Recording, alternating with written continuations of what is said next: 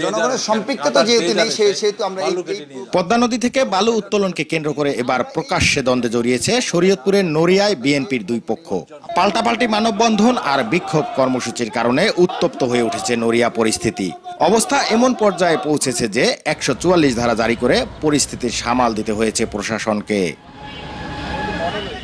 দুই পক্ষের দ্বন্দ্বের সূত্রপাত পদ্মার মাঝে থাকা বালুর স্তূপ থেকে বালু বিক্রি নিয়ে। 6 এপ্রিল নিলামে সর্বোচ্চ দরদাতা হিসাবে মাঝ পদ্মার বালু ক্রয় করেন নড়িয়া উপজেলা বিএনপির সাধারণ সম্পাদক ফরিদ আহমেদ রয়েল। এরপর থেকেই নদীর তলদেশ থেকে 30 থেকে 50টি ড্রেজারে বালু উত্তোলন করছে একাধিক সংঘবদ্ধ চক্র। অথচ নিলামের শর্ত অনুযায়ী নদীর তলদেশ থেকে বালু কাটার অনুমতি নেই। ঠিকাদারের দাবি, স্তূপকৃত বালু অপসারণ করতেই চ্যানেল তৈরি করছেন তারা। দলের ভাবমূর্তি ক্ষুণ্ণ করতে এমন অপপ্রচার চালানো হচ্ছে বলেও দাবি তার। যে কাটার মেশিনটা মানে যন্ত্রটা বা ড্রেজিং মেশিন যেটা বলেন ওটা এবং আপনার বালক্ষেত যেটা দিয়ে বালি অপসারণ করা হবে, সরিয়ে নেওয়া হবে, কোনোটাই সেখানে যাওয়া সম্ভব না। এই জন্য আপনার ওখানে যেতে হলে চ্যানেল করতে হবে। তবে ঠিকাদারের এমন যুক্তি মানতে নারাজ স্থানীয় বিএনপির অন্য পক্ষ।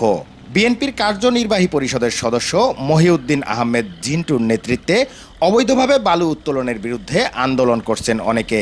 নিলামে ক্রয়কৃত বালু না কেটে বরং নদী থেকে বালু উত্তোলনের অভিযোগ তাদের। নদী থেকে ড্রেজার অপসারণ না হওয়া পর্যন্ত আন্দোলন চালিয়ে যাওয়ার কথা জানিয়েছে আন্দোলনকারীরা। সাধারণ জনগণের বিরুদ্ধে যখন অভিযানে যায় তখন বন্ধ থাকে, যখন চলে আসে তখন 40টা কাঁটা দিয়ে আর ড্রেজার দিয়ে মাটি খনন করতে এখানে বালি বিক্রি করতেছে। প্রশাসন কেন চুপ, কেন তারা এই ব্যাপারে অ্যাকশন নিচ্ছে না? দুই পক্ষের এমন পাল্টাপাল্টি অভিযোগের বিষয়টি অনুসন্ধান করতে নদীতে নামে চ্যানেল 24। সারি সারি ড্রেজারে নদী থেকে বালু উত্তোলনের প্রমাণও পাওয়া যায় অনুসন্ধানে। নদী জুড়ে ড্রেজার পাহারায় নিয়োজিত একটি স্পিডবোটে থাকা কয়েকজনের বাধার সম্মুখীন হই আমরা।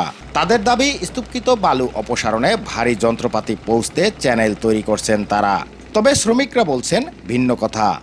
আর বইটির বালু কোথায় যাইতেছে বা কি করতেছে ওইগুলো আমরা জানি না, আমরা জাস্ট লোড দিতেছি, এতগুলোই আমি জানি।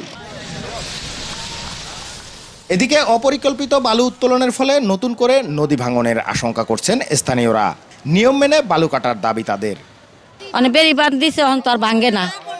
আবার এই যে বালু কাটলে তো মাটি কাটলে তো অনেক গভীর হয়ে গেলে তো আবারও ভাঙবো না, ভাঙলেই তো আমরা অসহায়। এই বালি কাটার ফলে আমাদের এই বেড়িবাঁধ আদৌ টিকবে কিনা আমরা সেই আশঙ্কায় আছি।